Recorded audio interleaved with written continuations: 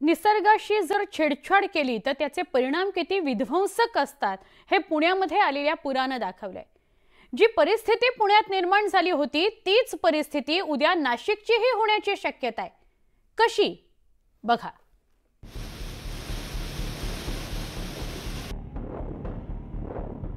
अवघ्या काही तासांच्या पावसाने पुणे शहराची दैना झाली आहे।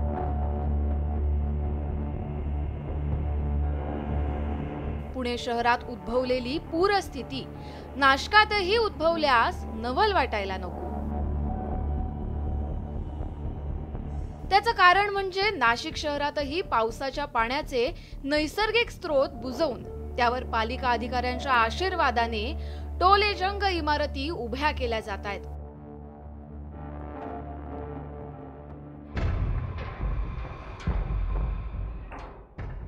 पावसाच्या पाण्याचा निचरा होण्यासाठी नैसर्गिक नाल्यांचं स्रोतच संपुष्टात आल्याने हे पाणी नागरी वसाहतींमध्ये शिरतंय। त्यातून होणारा विध्वंस काय असतो हा पुणेकरांनी अनुभवलाय। त्याच वाटेवर नाशिक शहर उभं आहे। नाशिक शहरात देखील मोठ्या प्रमाणात नैसर्गिक नाले बुजवले गेले। अशाच एका बुजवलेल्या नैसर्गिक नाल्यावरती आपण आहोत। मी आता नाशिकच्या कर्मयोगी नगर परिसरामध्ये आहे। माझ्या मागच्या बाजूला आपण दृश्यांमध्ये बघतोय हा नैसर्गिक नाला आहे। खरं तर हा नाला जो आहे आर्यावत परिसरामधून येतो, याला आर्यावत नाला म्हणून ओळखलं जातं। हा नाला ज्या परिसरामधून येतो त्याच्या दोन्ही बाजूला खरं तर गॅबियन वॉलमधून अशा टोलेजंग इमारती ज्या आहेत त्या उभ्या करण्यात आलेल्या आहे। मात्र समोर दिसणारा हा साधारणतः 30 ते 35 फूट रुंदीचा नाला आपल्याला दृश्यांमध्ये दिसतोय। आणि हा नाला ज्या वेळेला या चौकात येतो, अर्थात मी ज्या ठिकाणी आता उभा आहे त्या ठिकाणी आल्यानंतर हा नाला 35 फुटाचा नाला केवळ 15 ते 10 फूट रुंद इतका करण्यात आलेला आहे। आता ही परिस्थिती पहा। जो नाला यापूर्वी आपण बघितला त्या नाल्याचा प्रवास नेमका कसा आहे तो आपण बघतोय। नाशिकच्या या कर्मयोगी नगर परिसरामध्ये जो नाला आपण 30 फुटांचा होता तो नंतर 10 फुटांवर गेला आणि त्यानंतर तो 2 फूट कशा पद्धतीने झाला त्याची ही सगळी दृश्य आहे। माझ्या खालच्या बाजूला जर आपण बघितलं तर इतक्याशा छोट्याशा अर्थात 2 फुटाच्या या पाईपलाईनमधून हा नाला जो आहे तो पुढच्या एका नैसर्गिक नाल्याला जोडण्याचा प्रयत्न जो आहे या सगळ्या बांधकाम व्यावसायिकांनी मिळून केलेला आहे। आणि अशा पद्धतीनं एक मोठा नैसर्गिक नाला जो 30 फुटांचा होता नंतर 10 फूट झाला आणि नंतर तो अशा पद्धतीने केवळ 2 फुटांवरती आणून ठेवला। ही सगळी परिस्थिती नाशिक शहरातली आहे।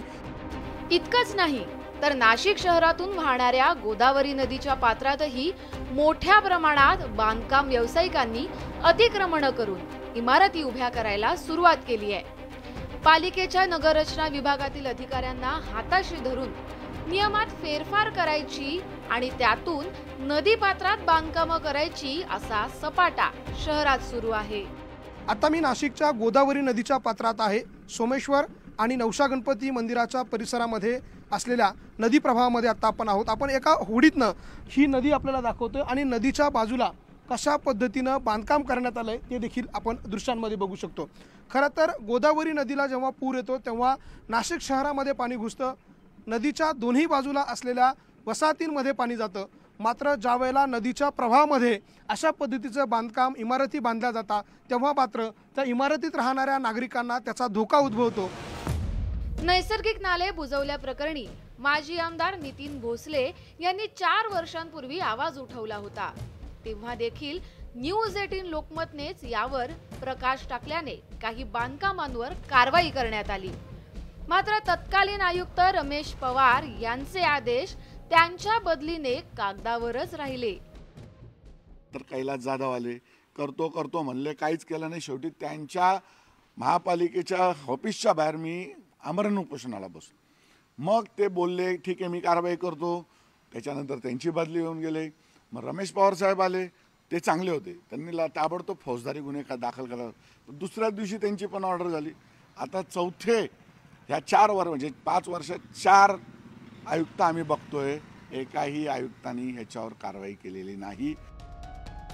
न्यूज 18 लोकमतने हा सगळा प्रकार पुन्हा एकदा पालिका आयुक्तांच्या निदर्शनास आणून दिल्यानंतर त्यांनी या प्रकरणाच्या चौकशीचे आदेश दिलेत। आपण इथे आहोत तर आपलं फक्त केअरटेकरचं इथे आपलं काम आहे आणि ते नॅचरल नाले जरी असतील तर त्याचं उद्या जाऊन डेव्हलपमेंट खूप जास्त झालं आणि मुंबई आणि पुण्यासारखे परिस्थिती नाशिकची नको व्हायला म्हणून जे आपल्याला त्याच्यासाठी काळजी घ्यायची आहे ही काळजी आपण नक्की घेऊ आणि जितके पण नाले आहेत जिथे अतिक्रमण झालेलं आहे किंवा जिथे नाले बुजवण्याची कंप्लेंट आपल्याकडे प्राप्त झालेली आहे ती सिरियसली आपण बघू आणि जे तुम्ही नदीरस्त्यास आणून दिलेलं आहे त्याची आम्ही नक्की त्याची साईट व्हिजिट मी प्रत्यक्ष करून घेईल.